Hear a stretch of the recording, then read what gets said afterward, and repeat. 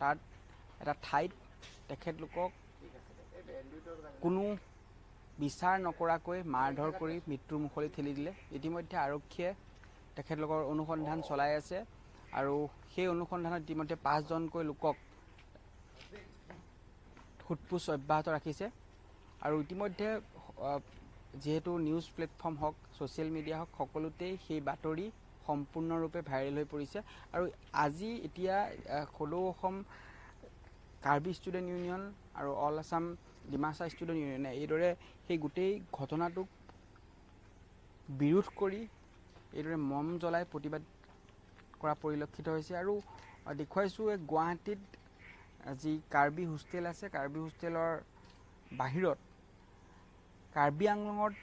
সেই গাঁওখনত যি ঘটনা সংঘটিত হৈছে সেই গাঁওখনত এই কাৰ্বি ষ্টুডেণ্ট ইউনিয়ন তথা অসম ডিমাছা ষ্টুডেণ্ট ইউনিয়নে বিৰোধ কৰিছে আৰু সেই কাণ্ডটো যেন হ'ব নালাগে এক প্ৰকাৰৰ তেখেতলোকে প্ৰতিবাদী কাৰ্যসূচী কৰিছে আৰু এইদৰে মম জ্বলাই প্ৰতিবাদ কৰিছে আৰু ক'ব গোটেই বিষয়টোৰ ওপৰত ইতিমধ্যে অসমৰ বিভিন্ন প্ৰান্তত বিভিন্ন প্ৰতিক্ৰিয়া আৰম্ভ কৰিছে। বিশেষকৈ কাৰ্বি আংলঙত এনেকুৱা এটা ঘটনা অসমৰ দুগৰাকী যুৱক ফুৰিবলৈ গৈছিল অসমতে অসমীয়া লোকক এইদৰে মাৰধৰ কৰি মৃত্যুৰ মুখলৈ ঠেলি দিলে কিমান গ্ৰহণযোগ্য? কালি যোনটো ইনচিডেণ্ট হৈছে পুঞ্জাৰী আমাৰ ৱেষ্ট কাৰ্বি আংলং দকমোকাত পুলিচ ষ্টেচন এৰিয়া পৰে তাতে এই ইনচিডেণ্টত আমি ভেৰি কণ্ডেমেবল ইনচিডেণ্ট হৈছে তাতে আৰু আমাৰ Karbi student all India Karbi student union আৰু ইয়াত Guwahati greater Guwahati Karbi student association আমাৰ অল আছাম ডিমাছা ষ্টুডেণ্ট ইউনিয়নত পৰা আমি আজি একেলগে লগ হৈ এই কণ্ডলেঞ্চটো পাতিছোঁ আৰু ইন ফিউচাৰ এই ঘটনা যদি এনেকুৱা যদি ইন ফিউচাৰ নহ'ল আৰু এই জাগাটো কাংথিন লাংচু এটা জাগাত হয় এটা পিকনিক স্পট হয় উইচ ইজ নিউলি ডিছকভাৰ্ড এই কিন্তু ইয়াত বেলেগ পিকনিক স্পট হয় এই মানুহ ক্ষেত্ৰত ইয়াত টুৰিষ্ট ক্ষেত্ৰত আহে কিন্তু at one point of time last 2-3 মান্থছত হোল আছামত মানে এটা ছ'চিয়েল মিডিয়াত এটা মেছেজ চলি আছে যে মানে এই ক্ষেত্ৰত এই কাৰণে মানে আমাৰ ৰিম'ট যোনটো আইচলেশ্যন এৰিয়াত মানে এটা মানে গাঁৱবিলাক মানে এটা মিছকনচেপশ্যন আহি গৈছে এই ক্ষেত্ৰত আমি বহুত গভৰ্ণমেণ্টক কণ্ডেম কৰিব বিচাৰোঁ কাৰণ এই গভৰ্ণমেণ্টে ইমান 2-3 মাহ পিছত এইবিলাক মেছেজ ছ'চিয়েল মিডিয়া অপেনলি সোপা ধৰা বুলি যিহেতু অভিযোগ তুলিলে কোনো বিচাৰ নকৰাকৈ কাৰণ পুলিচ প্ৰশাসনো আছিলে বাৰম্বাৰ তেখেতে চিঞৰি আছিলে যে মই অসমীয়া হয় মোৰ দেউতাৰ নাম অমুক মোৰ মাৰ নামটো অমুক সকলো কথা স্পষ্টকৈ কৈছে কিন্তু তেনে ক্ষেত্ৰতো সেই ঠাইৰ মানুহখিনিয়ে ৰেহাই নিদিলে। হয় এই ক্ষেত্ৰত আমি বহুত কিবা ক'ব বিচাৰোঁ যে এটা ইনচিডেণ্ট এটা টাইমত এটা আইচলেট এৰিয়াত মানে এটা 7:30-8:30 হ'লে বহুত আণ্ডাৰ হয় ইলেক্ট্ৰিচিটি নাই এইসকলত মানে এটা ছাছপেচন থাকি যায় থাকিখিনি মানে এই সময়ে মানে কৈ আছে অসমীয়া হয় কিন্তু এটা মব থাকি গ'ল মব নিচিনা গেডাৰিং থাকি গৈছে তাতে কাৰণ মানুহবিলাক চেঞ্চিটাইজ হয় ভিলেজবিলাক যে ৰাতি এই সময়বিলাক ওলাই আছে আমাৰ ৱেষ্ট কাৰ্বি আংলং ফালেতো ওলাইখিনি পুলিচত হেণ্ড অভাৰ কৰিছিলে এই ক্ষেত্ৰত মানে অল অভাৰ আছামত মিডিয়া পেপাৰত বিলাক আহি আছে তথাপিতো এই ক্ষেত্ৰত কালি যোনটো ইনচিডেণ্ট হৈছে এইটো একচুৱেলি ইটছ নট এবাউট ক্ৰিমিনেলত কথা বোলে নহয় কিন্তু এইটো মিছকনচেপশ্যনত এটা আহি গৈছে মানে পুলিচৰ শাসন তাতে কেনেকুৱা পুলিচৰ শাসন আপোনালোকৰ যিহেতু আপোনালোকে সেই জেগাত যায় বা আপোনালোকে গম পায় তাতে পুলিচৰ শাসন নচলে নেকি সেই গাঁওখনত বা তেনেকুৱা ধৰণৰ মানে সেই প্ৰটেকশ্যনৰ চিষ্টেমটো নাই নেকি যিহেতু টুৰিষ্টবিলাক গৈ থাকে? আচলতে মই নিজেও তাত জাগাটো মই নিজেও যোৱা নাই কিন্তু কাংথিন লাংচুতে বহুত বছৰৰ পৰা মই শুনি আছোঁ তাত পিকনিক স্পট হয় 12 মাহ তাত যায় আৰু তাত প্লেনৰ মানুহ বহুত আহে আমাৰ তাত লোকেলিটিও বহুত আহে কিন্তু এই ঘটনাটো আমি কিমান বছৰ তাত টুৰিষ্ট হয় কিন্তু এই ঘটনাটো আমি এনেকৈ হৈছে বোলে আজিলৈকে হোৱা নাই ঘটনাটো কিন্তু যোৱাকালি এই যিটো ৰেচেণ্টলি যি ঘটনা এইটো আমি শুনি পেলাই আমি নিজে মন বেয়া লাগিছে মইতো মানুহেতো আৰু আজি শুনি পাইছোঁ সেই মানুহটো চাউণ্ড ইঞ্জিনিয়াৰ বোলে মই নিজেও গায়ক হয় কিন্তু মই লগটো পোৱা নাই কিন্তু প্ৰায় গুৱাহাটী যিমান গায়ক আছে আমি বহুত চিনাকি আছে মই তেখেতৰ সদায় আমি হাঁহি ধেমালি আমি প্ৰগ্ৰাম কৰি থাকে কিন্তু মই যোৱাকালি মই যিটো শুনিছোঁ এইটো মই মন বেয়া লাগিছে মই সেইকাৰণে আজি আমি গোটেই ৰাইজৰ আমি ইউথবিলাক আমি কণ্ডেম প্ৰগ্ৰামটো আমি পাতিছোঁ মন বেয়া লাগিছে আমি শুনি পেলাই এই গোটেই প্ৰগ্ৰামটো গোটেই যিহেতু আজি কেণ্ডেল লাইট লগাইছে আৰু আপোনালোকে বিৰোধ কৰিছে সেই গাঁওখনক সেই লোকসকলক যিসকল দৰাচলতে কালপিত বুলিব লাগিব মই কালপিত ৱৰ্ডটো ইউজ কৰিছোঁ কাৰণ এনেকৈ কাৰণ চিঞৰি আছিল তেখেতৰ নিজৰ প্ৰাণ বচাবৰ কাৰণে সেই লোকসকলক আপোনালোক কি মেছেজ দিব বিচাৰিব যে সকলোবোৰ অসমতে আছে কিন্তু অসমীয়া মানুহৰ লগতে লাগি নিজৰ জাতিটোক শেষ কৰি আছে এই বিষয়টো সি নিজে কৈছে মই নিজে অসমীয়া মোৰ মাৰ নাম এনেকুৱা মোৰ দেউতাৰ নাম এনেকুৱা সেই চিঞৰি আছে সেই গতিকে আমি তাত যিটো ৰিচেণ্ট লোকেলিটিবিলাক তাত ৰিম'ট এৰিয়া হয় তাত কি নেটৱৰ্ক প্ৰব্লেম একো নাই আৰু তাত কিটো পুলিচ তাত ছিকিউৰিটিও নাই আৰু প্লাছ তাতে আৰু মানে সময় বহুত ৰাতি হৈ গ'ল এইবিলাক কথা চব মিলি মানে বস্তুটো সি কোৱাৰ পিছত তাৰ লোকেলিটিবিলাক অলপ মিষ্টেকটো বহুত হ'ল মিষ্টেকটো সি মানে মই অসমীয়া হয় মোৰ মাৰ নাম তেনেকুৱা মোৰ দেউতাৰ নাম এনেকুৱা সি কোৱাৰ পিছত সিহঁতৰ মানে ৰেহাইটো হ'ব লাগিছিলে সেই গতিকে আমি মন বেয়া লাগিছোঁ আমি নিশ্চিতভাৱে মই আৰু কথা জানিব চেষ্টা কৰিম গোটেই এলেকাখিনিত আপুনি যিহেতু সংগঠনৰ লগত বহু বছৰ ধৰি আছে গোটেই ঠাইবিলাকত আপুনি ঘূৰিছে সঁচাকৈ সেই গাঁওবিলাকত এতিয়াও সেই যি ছিকিউৰিটি চিষ্টেম হওক লগতে যি আপোনাৰ পঢ়া শুনাৰ হওক এডুকেশ্যন চিষ্টেমটো ঢুকি পোৱাগৈ নাই যে মানুহবিলাকৰ কথা কৈ আছে যে সেই দুজন ল'ৰা প্ৰাণ তাত ফুৰিব গৈছিল কোনো বেলেগ দুখ কাম কৰিব যোৱা নাই সকলো মানুহ ফুৰিব আহে তেনে ক্ষেত্ৰত আপুনি কি ভাবিব যে সেই বস্তু কেনেকৈ গৰিহণা দিব কালি যি ঘটনা হৈছে এইটো বহুত দুৰ্ভাগ্যজনক আমি এইটো ষ্ট্ৰংলি কণ্ডেম কৰিছোঁ তেনেকুৱা ঘটনা হ'ব নাপায় যিহেতু আমি এটা অসমীয়া বা অসমবাসী মানুহ গতিকে এইটো ৰেহাই দিব লাগিছিল কিন্তু এই স্পট জেগাত কালি যি হৈছে এইটো কথা সঁচাকৈ খুব কণ্ডেনেবল এইটো আমি কণ্ডেম কৰিছোঁ আৰু আমি এইটো ক'ব বিচাৰোঁ যে তাত যিটো ছিকিউৰিটি দিব লাগিছিল যিহেতু পিকনিক স্পট এইটো ছিকিউৰিটি গভমেণ্টো প্ৰভাইড কৰিব লাগিছিল এইটো কৰা নাই 2 নম্বৰ কথাটো এইটো ঘটনা লৈ পেলাই আমি অপপ্ৰচাৰ বা তেনেকৈ হৈ এটা কমিউনেল হোৱাটো আমি নিবিচাৰোঁ আমি যাতে অনাগত দিনত যি ভুল হ'ল যি কালপ্ৰিট যিবিলাকে এই জঘন্য কাণ্ডটো কৰিছে এওঁলোক উচিত শাস্তি পাব লাগে এৰেষ্ট হ'ব লাগে কিন্তু এইটো থ্ৰুদি যাতে অসমত ক'ৰবাত মানে তেনেকৈ কমিউনেল নহয় শান্তি সম্প্ৰীতি যাতে বিনষ্ট নহয় এইটো আমি নজৰ দিব লাগে কাৰণ আমি সভ্য সমাজৰ মানুহ সভ্য সমাজে কোনো হত্যাকাৰীক কোনো সমৰ্থন দিব নোৱাৰে আমি ইয়াত কাৰ্বি বা ডিমাচা বা কোনোবা কছাৰী এইটো কথা নহয় যি মানে কাণ্ড কৰিছে যি বেয়া কাম কৰিছে বেয়াই আৰু এইটো কোনো জাতিগত নহয় গতিকে এইটো লৈ পেলাই কমিউনেল হ'ব নালাগে যাতে অসমত পৰৱৰ্তী সময়ত শান্তি সম্প্ৰীতি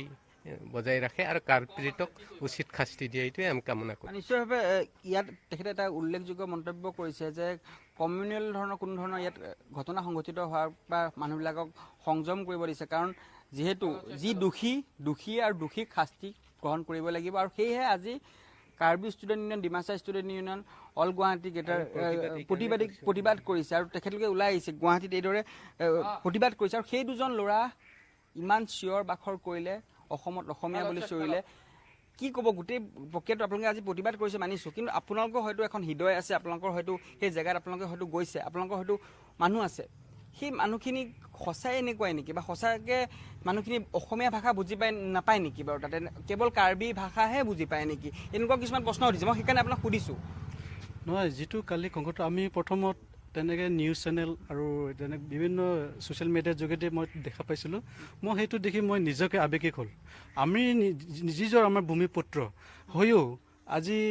কালি যিটো তেওঁলোকে কৈছে তেওঁলোকৰ প্ৰাকৃতিক সৌন্দৰ্য চাবলৈ গৈছে হয় মানুহে গৈছে কিন্তু যিটো কালি সংগতিটো হ'ল সেইটো ময়ো দেখি বহুত আচৰিত আৱেগিক আৰু দুখ লাগিল কাৰণ আমাৰ যিটো সমাজ ব্যৱস্থা আমি চেষ্টা কৰি আছোঁ অসমৰ গোটেই জনগোষ্ঠী জনজাতি আমি এক লৈ হৈ অসমখন আমি সুন্দৰ গঢ়ি তোলাটো আমাৰ যিটো চিন্তাধাৰা আমি সদায় বজাই ৰাখিবলৈ চেষ্টা কৰি আছিলোঁ কিন্তু কালি হঠাতে যিটো সংঘটিত হৈছে এইটো যিটো দুৰ্ভাগ্যজনক ঘটনা বুলি মই ভাবোঁ কাৰণ কালি এই ঘটনা হৈ গ'ল সেইটো আৰু অনাগত দিনত নহওক আমি ভাবোঁ যিবিলাক কালপ্ৰিট যিকোনো দোষী কৰিছে উচিত শাস্তি দিয়ক আৰু এনেকৈ যিটো কমিউনেল সেইটো আমি নিবিচাৰোঁ কাৰণ আমি অনাগতত ভাল দিন অসমৰ কাৰণে আহি আছে এই অপেক্ষা কৰিব লাগে আমি মিলিজুলি অসমখন সুন্দৰ বজাই আমি ৰাখিবলৈ আমি নিশ্চয়কৈ যিহেতু নীলোৎপল দাস আৰু বিশ্বজিৎ নাথ আপুনিও এজন যুৱক, আপুনিও হয়তো ফুৰিবলৈ যায়, ময়ো ফুৰিবলৈ যাওঁ, বা বিদেশৰ পৰা বহু লোকো ফুৰিবলৈ আহে। এই ঘটনাটো যদি অসমতে এনেকুৱা ঘটনা হয়, বাহিৰত কিদৰে মেছেজ যাব পাৰিব? আপুনি কিদৰে প্ৰতিবাদ কৰিব? এই ক্ষেত্ৰত কেনেকুৱাকৈ দোষীক শাস্তি কৰা আপুনি মেছেজ দিব বিচাৰিব? প্ৰথমতে মই যিখিনি আমাৰ কাৰ্বি আংলঙত যিখিনি ঘটনা ঘটিছে যোৱাকালি, বা এইটো বহুত দুখ লগা ঘটনা, আৰু আমি কাৰ্বি ছাত্ৰ সংস্থা হিচাপে আমি গোটেইখিনি অসমবাসীক আমি ইয়াৰ পৰা আমি ক্ষমা খুজিব বিচাৰিছোঁ। যিখিনি ঘটনা হৈছে, হয়তো এই সময়ত আজি ৰাতি 8টা হৈছে, তেখেতসকলে যিখিনি কাংঠিলাংছ আমাৰ কাৰ্বি আংলঙৰ বহুত ভিতৰত পৰি যায়, তাৰপাছত তাত কোনো ধৰণৰ তেনেকুৱা কাৰেণ্ট বা লাইন কানেকশ্যন তাত নাই। সেইকাৰণে সেই সময়ত এইকেইদিন যিখিনি ঘটনা চলি আছে, সোপা ধৰাৰ কাৰণে বহুত কথা তেনেকুৱা ছ'চিয়েল মিডিয়াত ভাইৰেল হৈছে, তেনেকুৱা বহুতখিনি তেনেকুৱা কথা আহি আছে। সেই ওপৰত নিৰ্ভৰ কৰি তাত কাৰ্বি আংলঙত যিখিনি যোৱাকালি যিখিনি ডকমুকা কাংঠিলাংছত যিখিনি ঘটনা ঘটিছে, তাত বিশেষকৈ সোপা ধৰা বস্তুটো কি বুলি ক'ব? সোপা ধৰা বুলি ওলাইছে। এনেকুৱা ধৰণৰ এতিয়া এই 21 শতিকাত সোপা ধৰাটো কিমান লিগেল বা কিমান সঁচাকৈ এনেকুৱা ধৰণৰ কেতিয়াও হ'ব নোৱাৰে। এটা ভুল মেছেজৰ কাৰণে এনেকুৱা ধৰণৰ হৈ আছে। হয়, সেইটো আমি জনাব বিচাৰিছোঁ। যিহেতু আমি সোপা ধৰক আমি শুনি আছোঁ, কিন্তু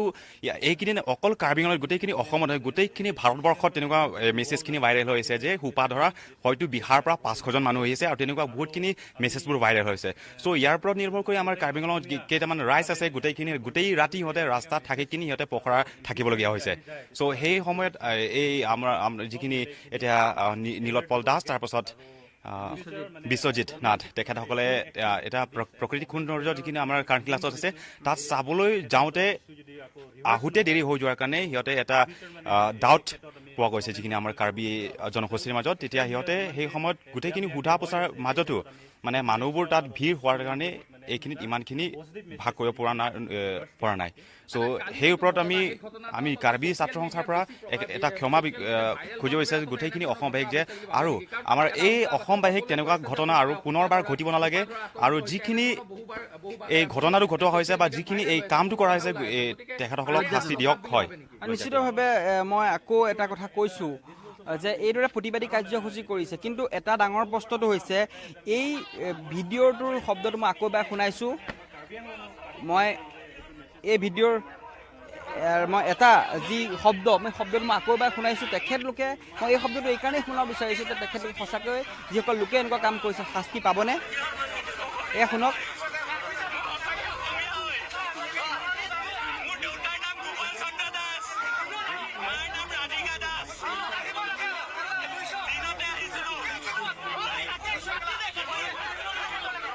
চাওক, অসমীয়া বুলি পৰিচয় দিছিল, আৰু অসমীয়া বুলি পৰিচয় দিয়াৰ পাছতো তেখেতলোকক এৰি দিয়া নহ'ল, তেখেতলোকে মৃত্যুৰ মুখলৈ ঠেলি দিলে। বহু লোকে ধৰি মাৰপিট কৰিলে, আৰু তাৰ ফলত আজি নীলোৎপল আৰু অভিজিত নাই, কাৰণ তেখেত ফুৰিবলৈ গৈছিল, আৰু ফুৰিবৰ যোৱাটোৱে তেখেতলোকৰ কাল হ'ল। আৰু আজি এতিয়া গোটেই কাৰ্বি ছাত্ৰ সন্থা, ডিমাচা ছাত্ৰ সন্থাই এই গোটেই প্ৰতিবাদ কৰিছে। ইয়াৰ পৰা গুৱাহাটীৰ পৰা প্ৰতিবাদ কৰি জনাইছে সঁচাকৈ এই যি ঘটনা, এই ঘটনাটো অতিকৈ দুৰ্ভাগ্যজনক তেখেতলোকে আখ্যা দিছে। আৰু লগতে একেস্বত্তে তেখেতলোকে এটা কথা জনাইছে যাতে এই ঘটনাটোৰ পৰা কোনো ধৰণৰ কমিউনেল কোনো ধৰণৰ যাতে নহওক, সকলো শান্তি সমৃদ্ধি বজাই ৰাখক। আমিও বিচাৰিছোঁ অসমে শান্তি সমৃদ্ধি বজাই ৰাখক, আৰু লগতে যি দোষীয়ে উচিত শাস্তি পাওক, আৰু যাতে এই যি ভুৱা প্ৰচাৰ ছ'চিয়েল মিডিয়াত হওক বা নিউজৰ যি মাধ্যমত হওক, এই যি ভুৱা প্ৰচাৰ আছে, সেই ভুৱা প্ৰচাৰসমূহ যাতে অতি বন্ধ হওক, আৰু মানুহে সেই 21 শতিকাত সেই সঁচা বস্তুসমূহ নিজেই এনালাইচিছ কৰিবলৈ শিকা অতিকৈ দৰকাৰ পৰিছে। আৰু তেনে শিকাৰ এইকাৰণে দৰকাৰ পৰিছে যাতে শিকাৰ ফলতহে এনেধৰণৰ যি ঘটনা আমাৰ সমাজত ঘটিবলৈ লৈছে, এই ঘটনাসমূহ ৰোধ কৰিব পাৰিব, আৰু দোষীয়ে উচিত শাস্তি পাওক। ইতিমধ্যে 5জন লোকক সোধপোছৰ বাবে লৈ যোৱা হৈছে, আৰু তাৰ পাছতে আমাৰ মাজত আহি পৰিব যে দৰাচলতে কেইজন লোকে নীলোৎপল আৰু অভিজিতক মাৰিছিল কালি নিশা।